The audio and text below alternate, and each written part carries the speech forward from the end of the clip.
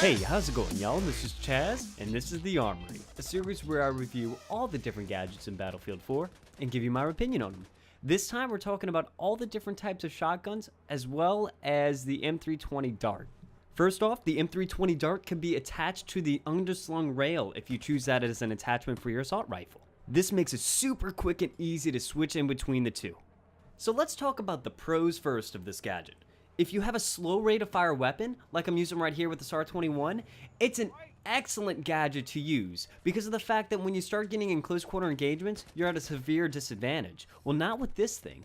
This thing has a one-hit capability, and it saved my butt a bunch of times. As you can see right here, it's pretty awesome when you get up close and personal. The only problem is the fact that it has a very long reload time, so it's only meant to take out one infantry. But the thing I really liked about this gadget is the fact that it was really reliable. When I was up close and personal, when I saw a guy that was rushing me down, I had to turn a corner and I didn't have a chance. I knew I wasn't going to win the firefight with a SAR, or a slow rate of fire weapon. I knew I could depend on this gadget to take him out. For the most part, if they were within 8 meters or so, I always knew that it would one-hit kill them for the most part. Yeah, there might have been a time or two where it nearly killed them, but that's because they had body armor. But for the most part, like you saw right there, that's what happens. Next up, we're going to review the M26 Mass and all of its other variants as well. Now, the M26 Mass, I enjoyed a lot. And as you can see right here, here's the switch times in between the primary and the M26. It's not as fast as the underslung, but it's pretty quick. The M26 Mass is an awesome gadget as well, but this one also has pros and cons. One, the pro is you can enter a room and shoot 6 shots. The cons, less reliable. It's not as reliable as I was finding with the dart because of the fact that I would get sometimes a shot where it would insta-kill, sometimes it wouldn't, and it was all really, I think, dependent on body armor or not. I think that's what was getting me killed, was the fact that some people was running the body armor perk and some people weren't. And doing that kind of screwed me up a little bit because of the fact that I'm relying on it to be kind of a one-hit kill, and I'm not getting that. The rechamber is pretty staggering, so you don't want to be rechambering this in a gunfight. But the pros of it is the fact that you could shoot multiple times in case you miss. The cons, not as reliable, and the same goes for the M26 dart.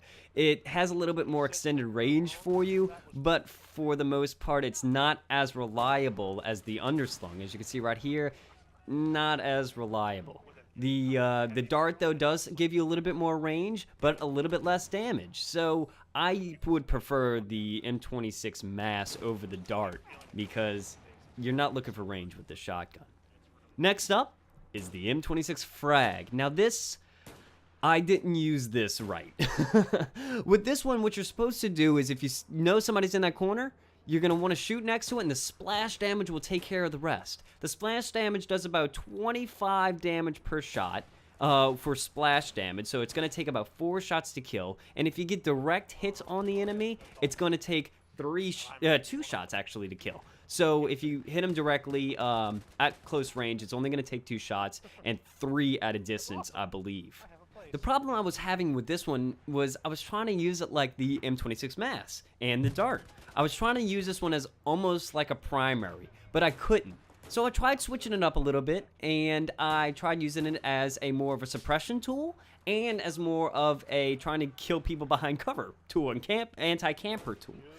But it was falling short a lot of the time. Many times I was using it as it was designed, and if you soften up an enemy, you shoot a bunch of shots into him, and he runs into a corner, you switch to this, and you start shooting him, but I would get 2 hit markers about the second hit, or even the first, I would get 1 hit marker, and by that time, they've either moved, or I couldn't get the kill, or it was just not a fun time with it.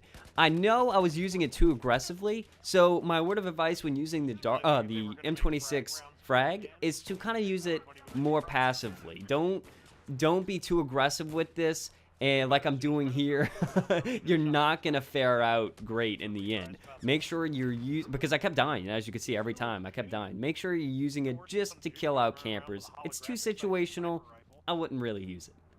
Lastly, this is the M26 Slug. And I'm not too sure if I liked or disliked this one. because of the fact that it only shoots one giant slug out, you can see the slug round, one slug. You have to be really accurate with this. So no side strafing, which, you know, gives up your accuracy. You want to make sure you're aiming down target, standing still, and being precise. Well, what should you be using this for? You could use it up close and personal. It works very effectively, but the downside of that is it's very hard.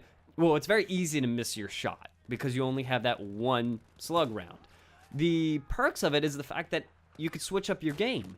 If you have a very high rate of fire weapon but low accuracy, all you gotta do is switch out to your slug and you might be able to pop somebody at a distance and do some decent damage. It takes up to 3 shots to kill at range if they're pretty far. You'll be able to see that in a second.